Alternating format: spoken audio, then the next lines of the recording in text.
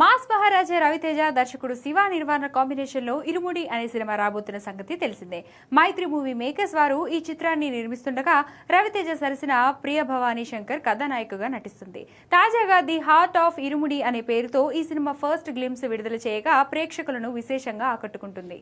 Action తో పాటు గుండెలు పిండేసే బలమైన తండ్రి కూతుర్ల సెంటిమెంట్ తో గ్రామీణ నేపథ్యంలో సాగింది ఈ గ్లిమ్స్. కూతురిని గారాబంగా చూసుకునే తండ్రి, కూతురు కోసం అయ్యప్ప మాల ధరించిన తండ్రి వంటి భావోద్వేగాలను పర్ఫెక్ట్ బ్యాలెన్స్ చేస్తూ చూపించారు దర్శకుడు. కేవలం ఫ్యామిలీ ఎమోషన్స్ మాత్రమే కాకుండా ఈ చిత్రానికి ఒక వైవిధ్యమైన డివోషనల్ టచ్ కూడా ఉన్నట్లు గ్లిమ్స్ లో చూపించాడు.